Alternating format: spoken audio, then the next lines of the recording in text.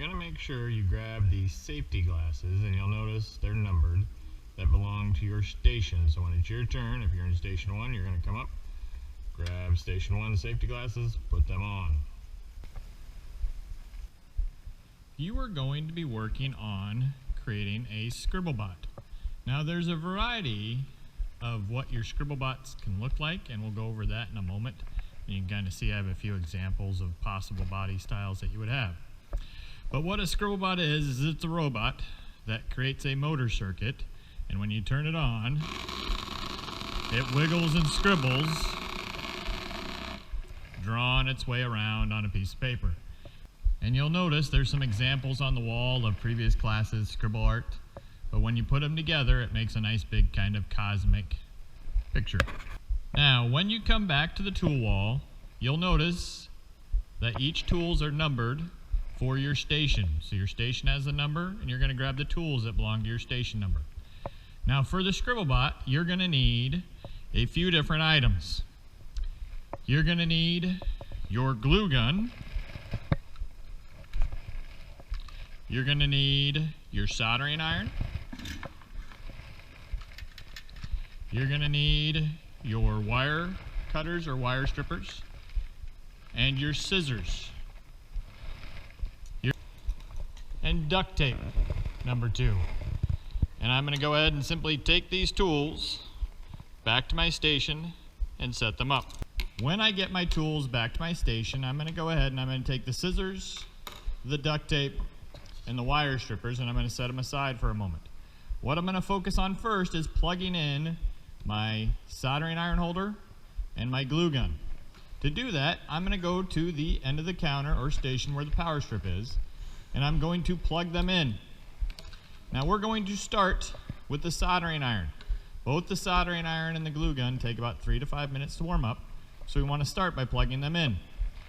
Now if this was put away correctly, it should be wound up around the holder, but you'll notice I'm holding it by the handle and I'm unwinding the cord. When I get the cord unwound, you're going to see that it pulls tight into the soldering iron holder. And I can simply pull some of that cord out, and I can plug that in to the power strip. Now when I do that, there should be some lights that come on. So you should see these lights coming on, and it means it's powering up and it's heating up. Now this end will heat up anywhere from about 700 to 900 degrees, depending on which point of the end you're on. At the end of class, when we're done using the soldering iron, we're going to go ahead and carefully unplug it by pulling on the knob on the end. And once again, I'm going to demonstrate this. We pull this tight against the wooden block. So I take that cord, I pull it tight. I then carefully wrap the cord around the holder. So I'm demonstrating it now. I'll demonstrate it a couple more times throughout the video. But I want you to wrap it around, pulling that in tight. We're going to go ahead and unwind it one more time here. And we're going to plug it back in so it's heating up. But so I want to make sure you know how to put it away and how you get it out. Now the next thing we're going to do is we're going to take the glue gun and we're going to plug it in. Now once again, the glue gun, the cord's been wrapped around the middle here. I unwind the cord, making sure I'm careful not to touch the end, because if it was being used the previous class period, it could be hot. But this part melts the glue. This one, I'm going to simply go ahead, plug in, and it will start heating up. I know the power strip's on because I saw the lights on the soldering iron. Once again, at the end of class, I unplug by pulling on the actual plug, and I wrap the cord around the middle, being careful not to touch the hot end. And then I take that and I put that away in the shelf that I got it from. But so you've seen how to get it out and how to put it away. So I shouldn't have anybody wrapping the cords up incorrectly. Now there's one other thing we need to do, and that is your soldering iron has a little sponge. And it might be a little dry. If it's dry, we use this to kind of clean off the end of the soldering tip. So what we do is we take it over to the sink, And we simply wet it down a little bit, squeeze out the excess water. Now if your hand's a little too wet, you could get a paper towel, but you're going to simply take this back and put that inside. Once you have your glue gun and everything all plugged in, one of the things you're going to need to do while you're waiting for that to warm up, one of the first things you're going to need to do is you're going to need to trade your Lego kit for a blue storage bin that has your period number on it. So you're going to trade your Lego bin with your instructor for a blue bin that has your period number on it. You're going to use this blue bin to store your materials. So if you didn't get anything done the first day, you would simply put your cup of materials in. If you and your partner got all of your stuff taped together, you're going to put those in the blue bin along with your motors and your stuff, making sure you have your entire countertop cleared. But you're going to simply put the lid on, and just like you've been doing with your Lego bin, you're going to keep that underneath your desk. So you're going to trade out your Lego bin for a blue bin. So at the end of class, depending on how much you got done, you're going to keep your robots in a blue bin. If you have a partner, you should each have a cup of materials, and your cups may vary in colors. You're going to get just random colors given to you by your instructor. Now, if you have your heart set on a completely different color and there's a person nearby that doesn't mind trading with you, that's fine. But what I do not want to have happen is having someone spend 20 minutes trying to get someone to swap their colors. You're going to be covering it with quite a bit of duct tape, pipe cleaners, etc. The color is really not that important. But you're going to get a cup of materials. Right now I'm just going to build one, so I'm going to set that one aside. But what you and your partner would do is you're going to go ahead and take your stuff out, and you're going to make sure that you have all of your materials. So I carefully dump it out. So I just have my cup, and what I should have is 4 markers, and there should be a variety of colors because the more variety you have, the prettier your picture will come out. But you should have 4 markers. You should have a battery pack, a motor, a switch, and then about a 6 to 7 inch, roughly, little piece of wire. Okay, so you have a small piece of wire, battery pack, switch, and a motor. Right now, we're going to go ahead and simply set the motor, the switch, and the battery pack off to the side. And what we're going to focus on is we're going to focus on gluing our markers onto our cup. We are also going to be reinforcing and holding them down with duct tape. So if I look at this one that was done, you can see it has a little bit of duct tape going across the side. Could have been taped on a little better than what this one shows, but I'm going to demonstrate how you're going to use duct tape to keep that leg from falling off. I have a few examples of how you could potentially attach the legs to your cup. Once again, the glue gun's going to take about 3 to 5 minutes to warm up. So while it's warming up, I'm going to explain how you attach the legs. This is an example of all 4 legs are in the cup on the inside, and the cup is facing down. If you want the cup to face up, you could put the markers on the outside of the cup. So there's 2 simple ways where I could have the cup down, cup up. Now with the cup down, I could still have the markers on the outside. I'm probably going to demonstrate that when I make mine in the video. You also can choose to have your cup going sideways, and you can decide if this is the front of your robot or if this is the front of your robot. Either way, it could be the front. You could also put your cup more at an angle. Okay, so I have kind of a straight going cup, and then I got an angle cup. So maybe if I was building this one and I wanted to use my pipe cleaners to make a neck, it becomes a big giraffe, right? If I'm trying to make some kind of animal. But there's also other possibilities you could do with your cup. Now, if you wanted, sometimes people ask, can I put markers through the cup?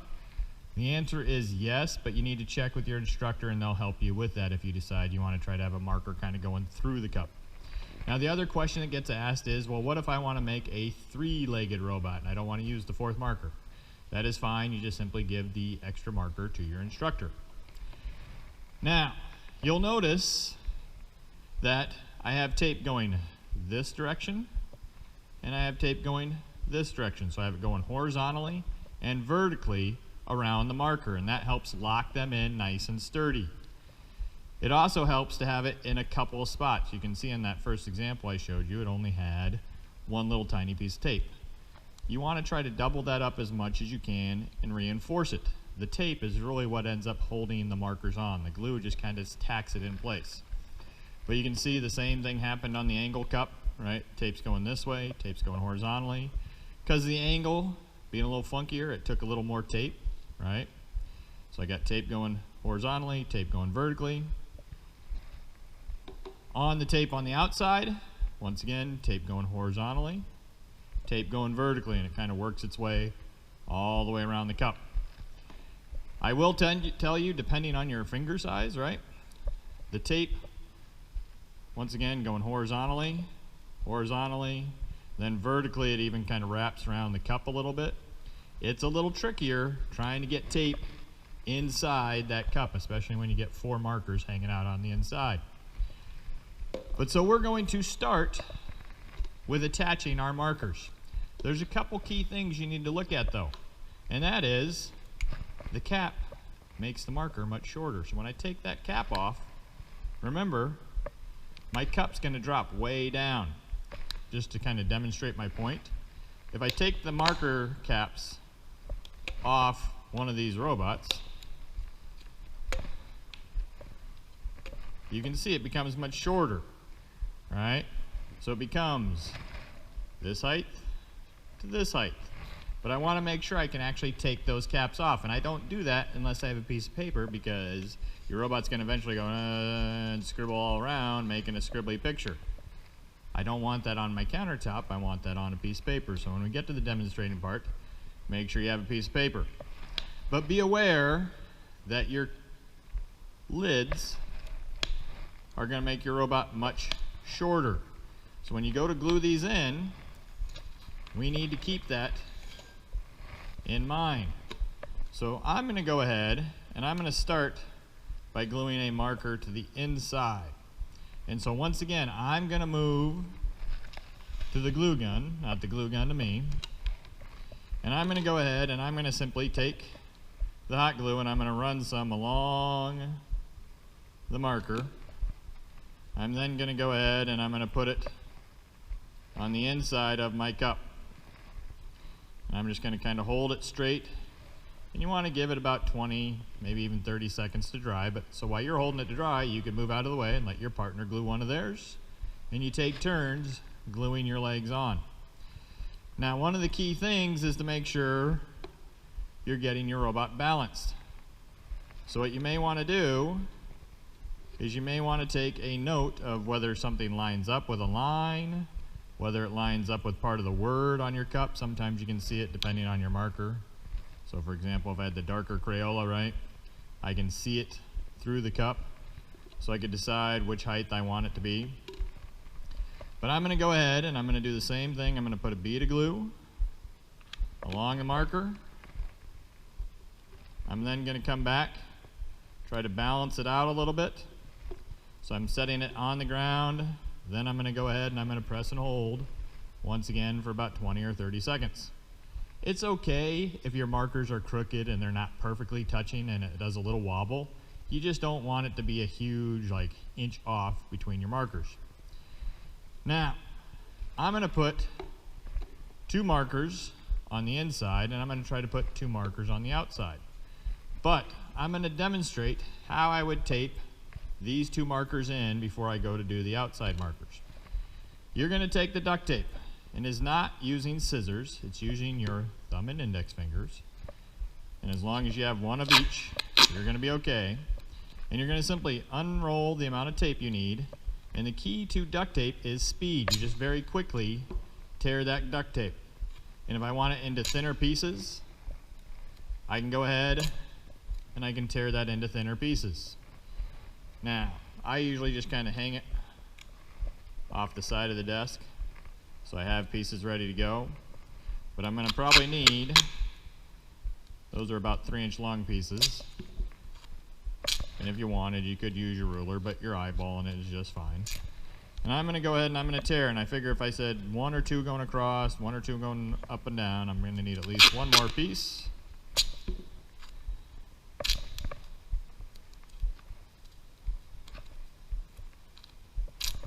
I'm then going to go ahead and come back to my cup, and I'm going to try to put one of these down at the bottom, and I'm going to kind of roll it right along the cup,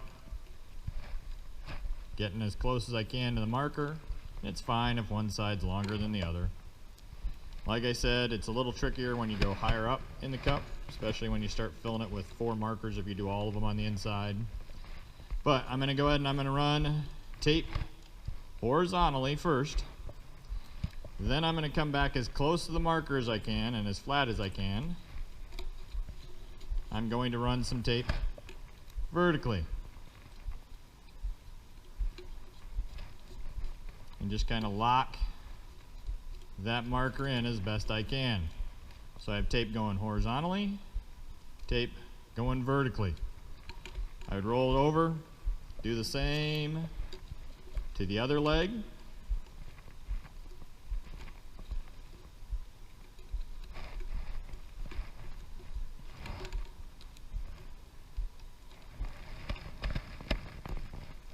Now I like to use the thinner strips of tape just because it's easier to get inside the cup than if you have one big hunking piece of tape. I then once again would go ahead and come back close as I can next to it, run that tape up and over, and I should have some nice locked in legs. Now I'm going to put my other 2 on the outside.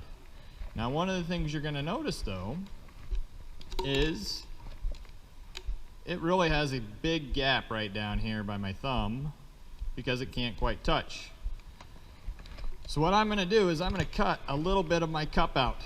And what that means is I'm going to come back with a pair of scissors and I'm going to very carefully cut by the lip. Now, there's some times where your cup might crack. So you can see I kind of cut out a little bit of that edge so then my marker sits a little more flush on that cup.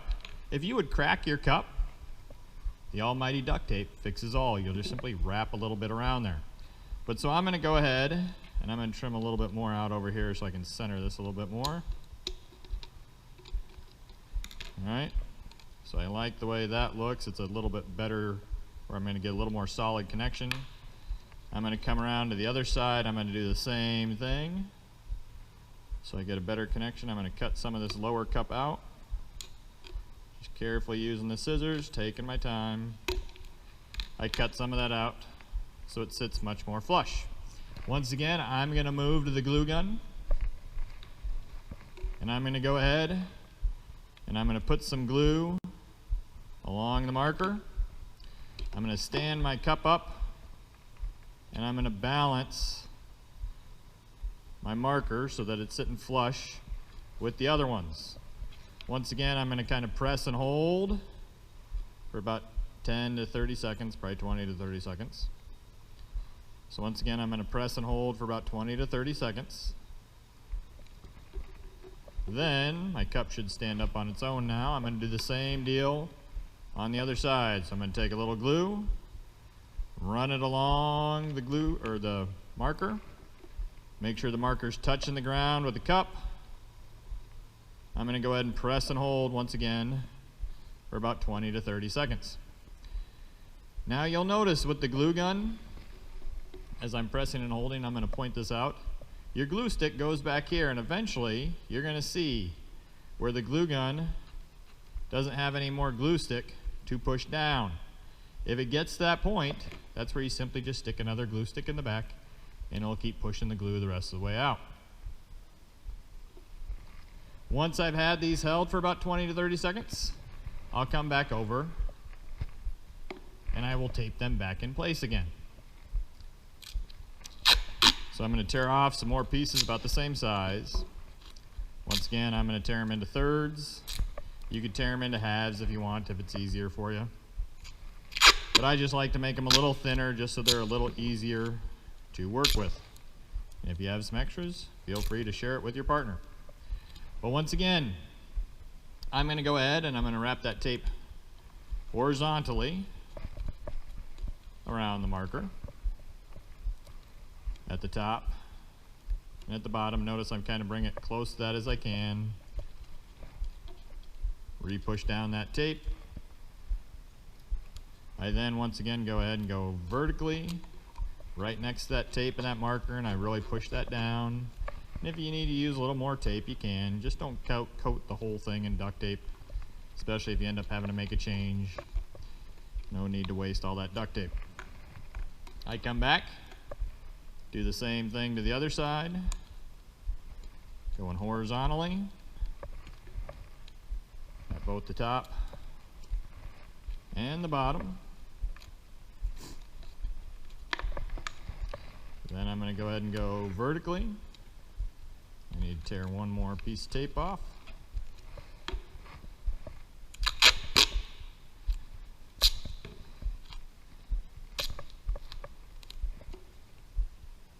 Going vertically.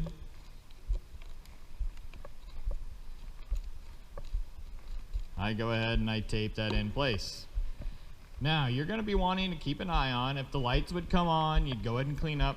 You'd continue with the next day with where you left off. But you can see I have kind of a version of these two where I've got a little bit on the outside, a little bit on the inside. So it creates more of a diamond pattern with my markers rather than a square like these two had done.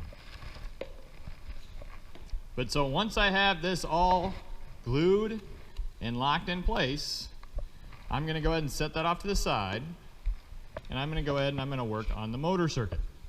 And at the end of class, when it's cleanup time, you and your partner are going to put your Scribble Bots and any of your other pieces in the bin. So if it's the start of class and you haven't gotten anything done, you're going to put these in, but you're going to trade your Lego bin for a blue bin, and you will go ahead and keep this underneath your desk